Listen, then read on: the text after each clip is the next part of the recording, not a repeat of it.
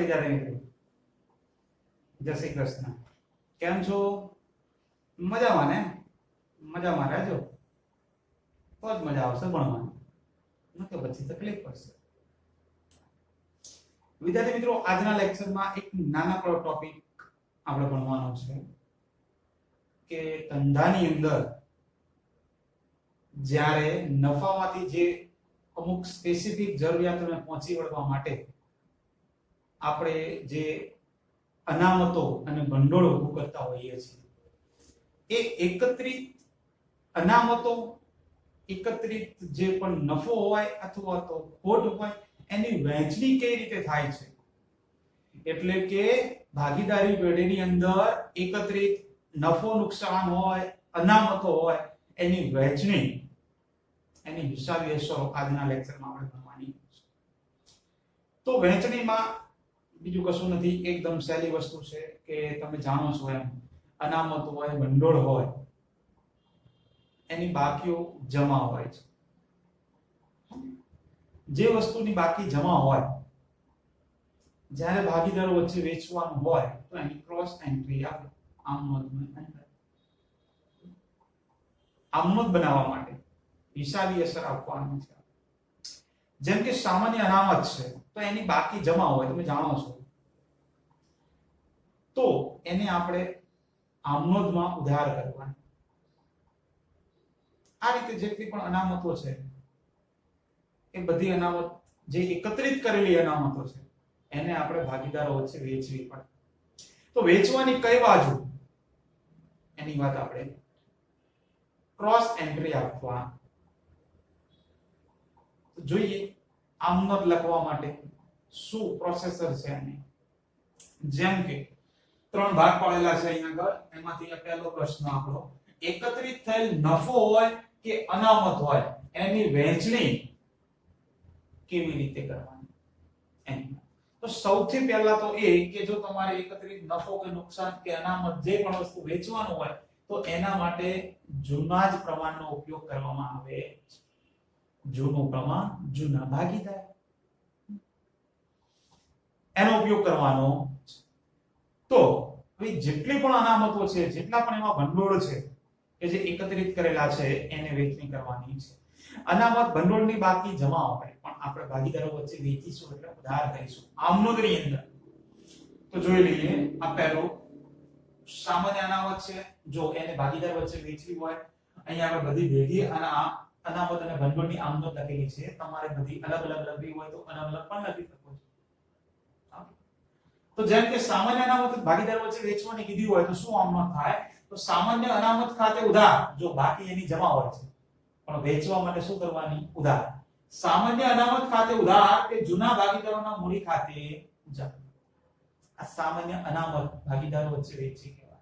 જૂના ભાગીદારો અને જૂનું પ્રમાણ લેવાનું. ત્યાર પછી તમને એમ કીધું મૂડી અનામતની વેચણી કરવાની છે ભાગીદારો વચ્ચે. તો મૂડી અનામત છે, અનામતની બાકી જમા જ હોય પણ ભાગીદારો વચ્ચે વેચવા માટે ઉધાર. એટલે કે મૂડી અનામત ખાતે ઉધાર કે જૂના ભાગીદારોના મૂડી ખાતે જમા. આ રીતે અહીંયા આગળ બધી જ જે પણ અનામત અને ભંડોળ આપેલા છે એ બધું ઉધાર થાય અને મૂડી ખાતે જમા થાય. એટલે કે સામાન્ય અનામત ખાતે ઉધાર, મૂડી અનામત ખાતે ઉધાર, કાર્યધાર અકસ્માત વળતર ભંડોળ ખાતે ઉધાર, રોકાણ વગર ભંડોળ હોય કે રોકાણ અનામત હોય એના ખાતે ઉધાર, અનામત ભંડોળ ખાતે ઉધાર, નફા નુકસાન ખાતું, હા યાદ રાખજો ખાસ, નફા નુકસાન ખાતું એની જમા બાકી આપેલી છે તમને, બાકી જમા, પણ ભાગીદારો વચ્ચે વેચવા માટે આપણે કરીશું એને ઉધાર. જમા બાકી જેને આપણે નફો કહીએ છીએ, નફા નુકસાન ખાતાની જમા બાકી બોલે તો નફો. તો એ નફા એટલે કે નફા નુકસાન ખાતાની જમા બાકી ખાતે પણ ઉધાર, તે જૂના ભાગીદારોના મૂડી ખાતે જમા. તો આવી રીતે જે પણ અનામતો છે, એકત્રિત નફો છે, એની વહેંચણી આવી રીતે કરવામાં આવે. પહેલો પ્રશ્ન. ત્યાર પછી બીજો પ્રશ્ન છે કે એકત્રિત કરેલી જે પણ ખોટ છે અથવા તો નહીં માડી વાળી જે પણ અન્ય ખર્ચા આવતા હોય તો એની વહેંચણી કેવી રીતે કરવાની? તો એની પણ વહેંચણી સૌથી પહેલા તો પ્રમાણમાં તો જૂનું જ પ્રમાણ લેવાનું છે. જૂનું પ્રમાણ, જૂના બાકીદાર. તો એ વેચવાની વાત છે. ઓકે, હવે ખોટ, જેમ અહીંયા તમે જોયું, જો નફા નુકસાન ખાતાની જમા બાકી હોય તો એને આપણે કરી ઉધાર, કારણ કે નફો હતો. હવે ખોટ છે, તો ખોટ છે તો નફા નુકસાન ખાતાની ઉધાર બાકી હોય, બાકી ઉધાર પણ કરવાનું શું એને જમા કરી દીધું આપણે. તો જૂના ભાગીદારોના મૂડી ખાતે ઉધાર તે નફા નુકસાન ખાતે જમા. ઉધાર બાકી છે કારણ કે ખોટ. હવે તમે જાણો છો બધા ખર્ચની બાકી ઉધાર હોય. જાહેરાત ઝુંબેશ ખર્ચ હોય, સંશોધન વિકાસનો ખર્ચ હોય, તાલીમનો ખર્ચ હોય કે નહીં માંડી વાળેલ પરચુરણ નહીં માંડી વાળેલ મહેસૂલી ખર્ચો હોય. ખર્ચની બાકી ઉધાર હોય પણ ભાગીદારો વચ્ચે વેચવાની છે ને, તો આપણે શું કરવાની? જમા. જોઈ લો છે બધી જમા કરી છે મેં જમા. તો જૂના ભાગીદારોના મૂડી ખાતે ઉધાર તે નફા નુકસાન ખાતાની ઉધાર બાકી ખાતે જમા, તે નફા નુકસાન તે જાહેરાત ઝુંબેશ ખર્ચ ખાતે જમા, તે સંશોધન વિકાસ ખર્ચ ખાતે જમા અને તે નહીં માંડી વાળેલ મહેસૂલી ખર્ચ ખાતે જમા. આ રીતે જમા કરવામાં આવે, એટલે કે ભાગીદારો વચ્ચે વહેંચણી કરવામાં આવે.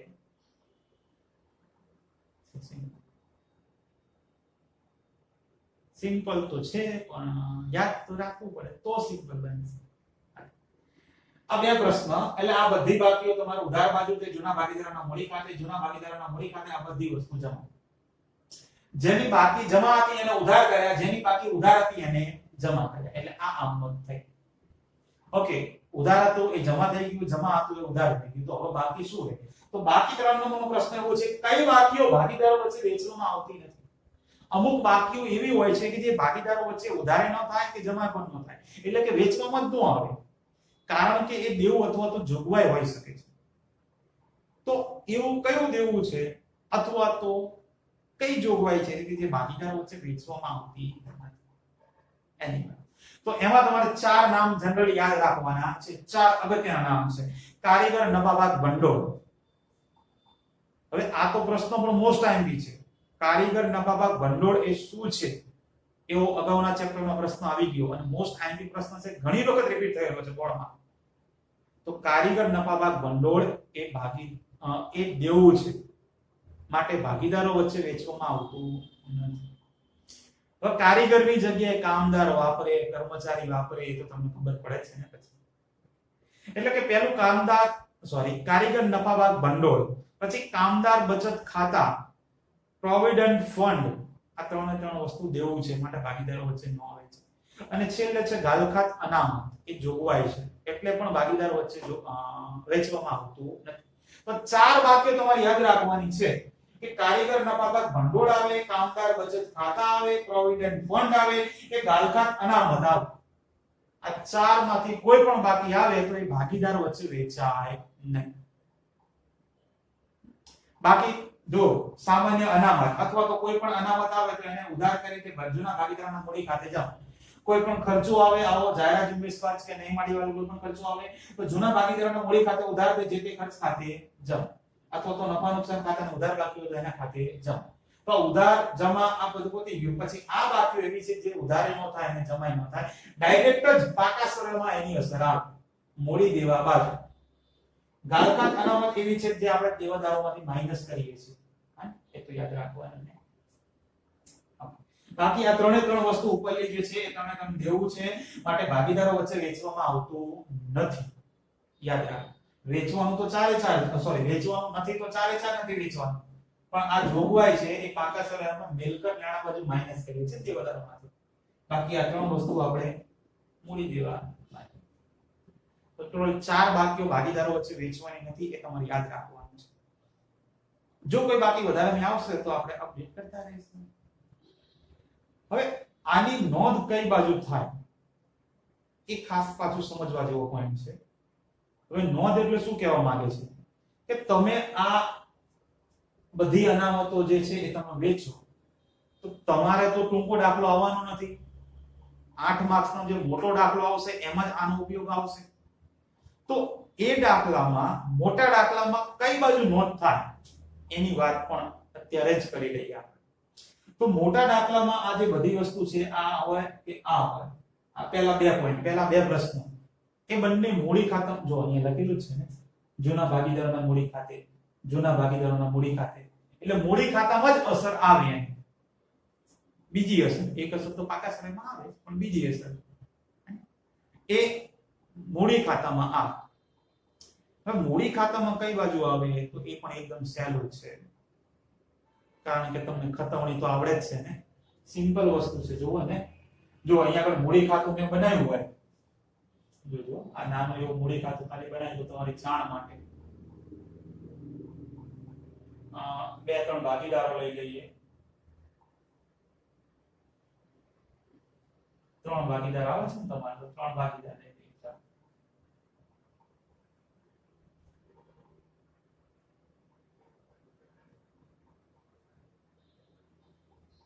ઓકે, આ મેં ભાગીદારોનું મૂડી ખાતું બનાવ્યું છે.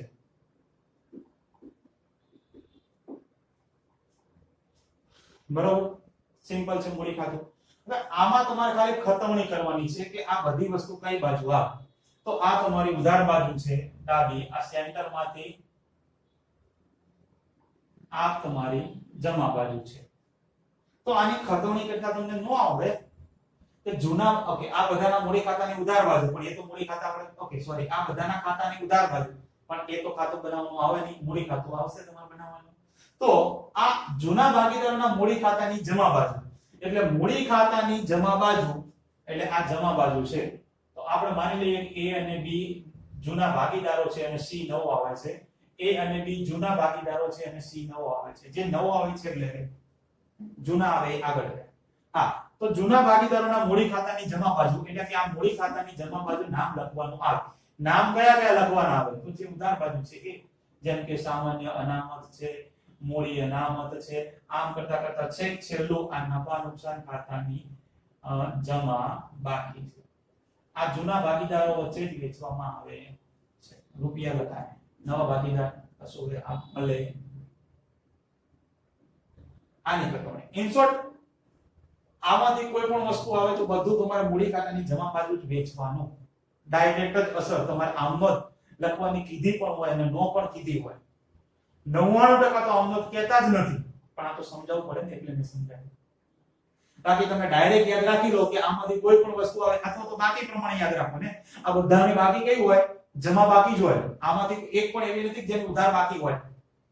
પણ ભાગીદારો વચ્ચે વેચવા માટે આપણે ઉધાર બાજુ લખ્યા છે, બાકી તો જમા જ હોય. તો જમા બાકી છે તો તમને જમા બાજુ વેચતા ન પડે ડાયરેક્ટ. જો મેં મૂડી ખાતામાં જમા બાજુ જ લખ્યું છે. હવે આમાંથી કોઈ પણ વસ્તુ આવે તો જૂના ભાગીદારોના મૂડી ખાતાનું ઉધાર, એટલે મૂડી ખાતામાં આ ઉધાર બાજુ. તો એમાં આમાંથી બધી બાકીઓ, આ નફા નુકસાન ખાતું અહીંયા આગળ હોય, આ નફા નુકસાન ખાતું બ્રેકેટમાં ઉધાર બાકી છે એ પણ જૂના ભાગીદારો વચ્ચે વેચાય. એવી રીતે છે છેલ્લું, ઓકે, આ નહીમાં ડિવાઇડ મહેસૂલી ખર્ચાઓ હોય કે સંશોધન વિકાસ ખર્ચાઓ હોય, આ બધું જૂના ભાગીદારો વચ્ચે જ વેચાય. આ પણ તમે યાદ રાખી શકો. આ કર્યું છે જમા બાજુ, પણ એની બાકી કઈ હોય? બધા ખર્ચા છે ને, બાકી તો ઉધાર જ હોય ને. તો ઉધાર બાકી છે તો ઉધાર બાજુ જ વેચો. બાકી પ્રમાણે યાદ રાખો તો ઉધાર બાકી ઉધાર બાજુ જ વેચાય, જમા બાકી જમા બાજુ જ વેચાય. આમનોંધમાં ક્રોસ એન્ટ્રી આવે. તમારે આ યાદ રાખવાનું છે, કારણ કે દાખલો મોટો પૂછાય.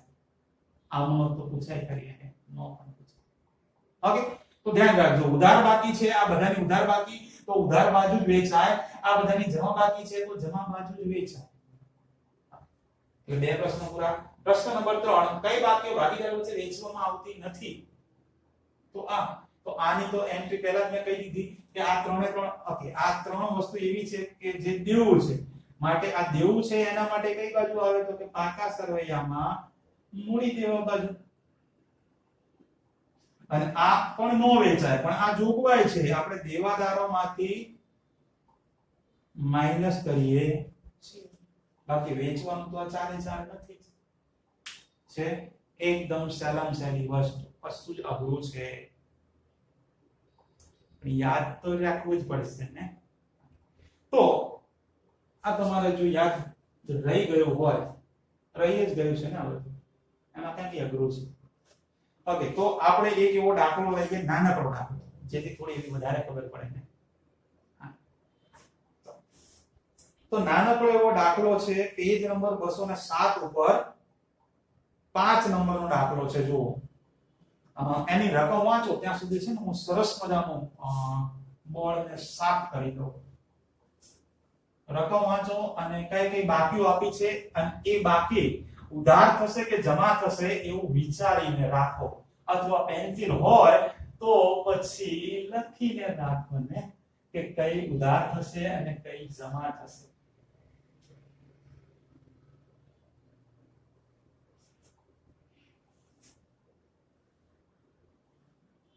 ખાલી બાકી ખબર હશે તો તમે ડાયરેક્ટ બનાવી શકશો, પણ તમારે આમનો જ લખવાની કીધી છે અહીંયા આગળ. ઓકે, આપણે બંને કામ કરીશું, ટેન્શન ના લેશો. બે સમજાવીશ તમને, આમનો પણ સમજાવીશ અને મૂડી ખાતામાં અસર પણ ડાયરેક્ટ સમજાવીશ. ચલો, તો એ 5 નંબરનો દાખલો પેજ નંબર 207 ઉપર છે. આર અને જે એ બે ભાગીદારો આપેલા છે. દાખલા નંબર 5 પેજ નંબર 207. આર અને જે 2:3 ના પ્રમાણમાં નફો નુકસાન વહેંચતા ભાગીદારો છે. 1/6 ભાગ આપવાની શરતે બી ને દાખલ કરેલો છે. પેઢીમાં દાખલ કર્યો છે, હોસ્પિટલમાં દાખલ કર્યો. બી ના પ્રવેશ વખતે આર અને જે ના ચોપડે નીચેની બાકીઓ આપેલી નથી. ચલો, પહેલા તો બાકીઓને ઉધાર થશે કે ઉધાર અસર આવે કે જમા અસર ચેક કરી લઈએ ને. કારણ કે આમ જ લખવાનું છે. જો સામાન્ય અનામત એની બાકી જમા હોય પણ આપણે શું કરીશું, ઉધાર, તો ઉધારનો ઉ લખી દઈએ. પછી કારીગર વળતર અનામત એ પણ જો જમા હોય પણ આપણે ઉધાર કરવાની, એટલે ઉધારનો ઉ લખી દો. રોકડ વળતર અનામત એની પણ બાકી જમા હોય પણ ઉધાર કરીશું, એટલે ઉ લખી દો. નફા નુકસાન ખાતાની ઉધાર બાકી, લો એની બાકી તમને કીધું છે ઉધાર બાકી છે, તો ઉધાર બાકી હોય તો આપણે શું કરીશું, જમા, તો બાજુમાં જ લખી દો. ત્યાર પછી આકસ્મિક અનામત, અનામત જ આવી, એની બાકી જમા હોય પણ આપણે ઉધાર કરીશું, તો ઉધારનો ઉ લખી દો. પછી ગાલખાત અનામત એ તો વેચવાની છે નહીં, એટલે ઉધાર કે જમા એવું કઈ લખવાની જરૂર છે. ત્યાર પછી જાહેરાત ઝુંબેશ ખર્ચ, સરસ, ખર્ચો છે ઉધાર હોય પણ આપણે કરીશું જમા, એટલે જલ. ચલો, આ લખી દીધું એટલે હવે તમે છે ને ફટાફટ ડાયરેક્ટ આમનું લખી શકો. જેમ કે ચલો, હવે આમનું ખાના નથી દોરતો. હવે જે વસ્તુ આપણે ઉધાર થાય ને, જો બધી સંયોગ આમનો લખું છું, બરોબર, અલગ અલગ લખતો નથી, સંયોગ આમનો. જે ઉધારનો ઉ લખ્યો આપણે બધી એક જ સાથે ઉધાર કરી દઉં છું. ઓકે, તો સામાન્ય અનામત 7000 રૂપિયા આપી છે. ઓકે, તો આ પહેલી આમનો લખું છું, સામાન્ય અનામત ખાતે ઉધાર કેટલા છે, તો કે 7000 રૂપિયા. પછી ઉધાર કઈ છે, કારીગર વળતર અનામત 6000, તો આ કારીગર વળતર અનામત ખાતે 6000. પછી ઉધાર શું છે, નફા, ઓકે, રોકાણ વધઘટ અનામત, તો આ રોકાણ વધઘટ અનામત ખાતે ઉધાર કેટલા રૂપિયા આપી છે, 1900 રૂપિયા. ચલો, પછી ઉધાર કે બાકી લખેલું છે, હા, આકસ્મિક અનામત 51 છે, તો આ આકસ્મિક અનામત ખાતે ઉધાર 5100 રૂપિયા. ઓકે, હવે કોઈ ઉધાર બાકી છે નહીં, સર. તો તે જૂના ભાગીદારોના મૂડી ખાતે જમા. જૂના ભાગીદારો બોલે તો આર અને જે, તો તે આર ના મૂડી ખાતે જમા, તે જેના મૂડી ખાતે. આ બે ભાગીદારો વચ્ચે તમારે વહેંચણી કરવાની છે, જૂના જ પ્રમાણમાં, જૂના જ ભાગીદારો. આ તો પહેલા તો સરવાળો કરવો પડશે ને, 7000 વત્તા 6000 વત્તા 1900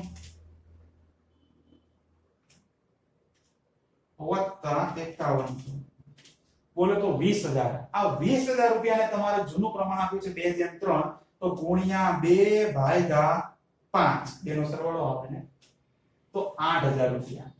આર ના આવ્યા 8000, તો બાકી કેટલા આવે, 12000 જ રહે ને. જે ના આવે એટલે પહેલી જે આમનો તમારી પૂરી. તો એકત્રિત અનામતો ભાગીદારો વચ્ચે વહેંચણી કરી તે ના બાબત છે, તો આવડે જ ને. ચલો, ત્યાર પછી હવે જે વસ્તુ જમા કરવાનું છે એ આપણે લઈ લઈએ, અને જમા કરીએ એ વસ્તુ જમા થશે પણ ભાગીદારો તો ઉધાર થશે ને. તો આ બીજી આમનો આર ના મૂડી ખાતે ઉધાર, જેના મૂડી ખાતે ઉધાર.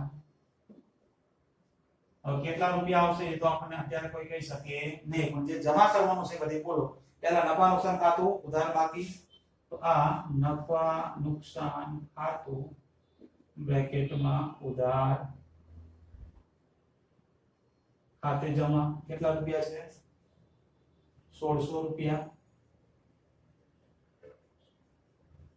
તે બીજો એક જમા છે હા જાહેરાત ઝુંબેશ ખર્ચ 3400, તો તે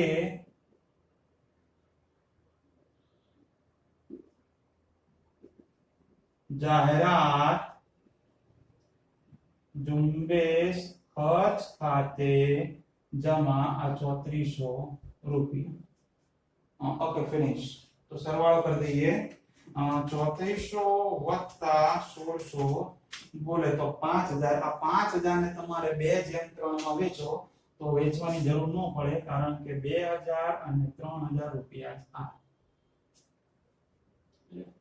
જાહેરાત ઝુંબેશ ખર્ચ અને નફા નુકસાન ખાતું ભાગીદારો વચ્ચે વેચણી કરી તેના. અને ત્યાર પછી નંબર 3. કેમ નંબર 3? તો જે બાકી રહ્યું ને ગાલખાત અનામત, તો અહીંયા લખવું પડે કે ગાલખાત અનામત એ જોગવાઈ છે માટે ભાગીદારો વચ્ચે વહેંચાય નહીં. બસ આવી રીતે પૂરું લખવું પડે. તો તમારો દાખલો અહીંયા આગળ સિમ્પલ ફંડા છે. હવે આની ખતવણી કરતા તમને શીખવાડી દઉં છું કે આવડે જ છે પણ વાંધો નહીં, ખાલી ધ્યાન આપો તો તમને કોઈ પ્રોબ્લેમ છે. ચલો ખતવણી અહીંયા યાદ કરી દઈએ આપણે કે સાઈડમાં જવું છે, વાંધો નહીં, લ્યો અહીંયા યાદ કરી દઈએ.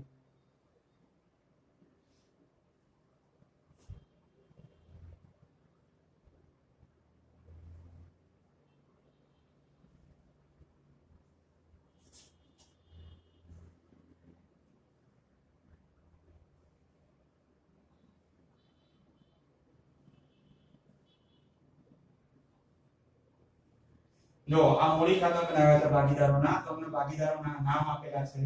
આ આર જે અને નવો આવે છે બી. શોર્ટમાં લખું છું આર જે અને નવો આવે છે બી. આ તમારી મૂડી ખાતાની ઉધાર બાજુ છે, આ તમારી મૂડી ખાતાની જમા બાજુ છે. ચલો તો હવે ભાગીદારો વચ્ચે વેચણી કરીએ. ઓકે ડાયરેક્ટ આ પહેલી વસ્તુ, આ બધી મૂડી ખાતા આર અને જેના મૂડી ખાતાની જમા બાજુ આવે અને આના નામ લખવાના હોય તો મૂડી ખાતાની આ જમા બાજુ, એટલે આ જમા બાજુ બધી વસ્તુ લખાય. કઈ કઈ વસ્તુ લખાય? તો કે સામાન્ય અનામત કેટલા રૂપિયા આપી છે. ઓકે હવે એ બાકી રાખીએ, પછી લેવા લખી દઈએ સામાન્ય અનામત. પછી તમારે ખાલી આ તો એક એક આપણે વેચી નથી ને એના માટે. પછી કારીગર વળતર અનામત, પછી આ રોકાણ વધઘટ અનામત, ત્યાર પછી આકસ્મિક અનામત છે. આ બધી વસ્તુઓ આર અને જેના મૂડી ખાતાની આ જમા બાજુ, અને આ જે આર અને જેના મૂડી ખાતાની ઉધાર બાજુ તમારે આ બંને વસ્તુ લખવાની આવે. એટલે કે નફા નુકસાન ખાતે આવે અને આ જાહેરાત ઝુંબેશ ખર્ચ ખાતે પણ આવે. હવે રૂપિયા કેટલા આવે? તો રૂપિયામાં એવું છે કે આપણે એક એક ના રૂપિયાની વહેંચણી નથી કરી, એટલે આપણે અત્યારે રૂપિયા લખી શકીએ નહીં. પણ ડાયરેક્ટ જ તમારે તો એક્ઝામ ડાયરેક્ટ જ આવશે. તો વહેંચણી કઈ રીતે કરવાની? બસ આ રીતે નામ લખી દેવાના. પછી જેમ કે સામાન્ય અનામત છે તો એ કેટલા રૂપિયા છે? 7000. તો પ્રમાણ તો છે જ ને જૂનું તમારી પાસે. તો 7000 ગુણ્યા કેટલું છે? 2:3 તો ગુણ્યા 2/5. તો કેટલા આવે? આમાં પોઈન્ટમાં આવશે, વાંધો નહીં, તો લખી દેવાના જે આવે આર ના ખાના, પછી બાકીના જે આવે જે ના ખાનામાં. ડી માં તો કશું જ આવે. તો આ રીતે બધાને વહેંચણી કરી દેવાના. ઇન શોર્ટ અત્યારે યાદ રાખવાનું છે કે કઈ બાજુ આવે. તો અનામતો બધી તમારે જમા બાજુ જ વેચવાની આવે, અને આ પણ જે ખર્ચા આપેલા હોય જાહેરાત ઝુંબેશ ખર્ચ નફા નુકસાન ખાતું બધું ઉધાર બાજુ જ વેચવાનું આવે. તો આટલી વસ્તુ તમારે યાદ રાખવાની થશે. ચલો પ્રેક્ટિસ કરતા રહો. બાકી આપણે મળીએ નેક્સ્ટ લેક્ચરમાં. ત્યાં સુધી જય Shri Krishna. Tata, bye bye, C you, please take care.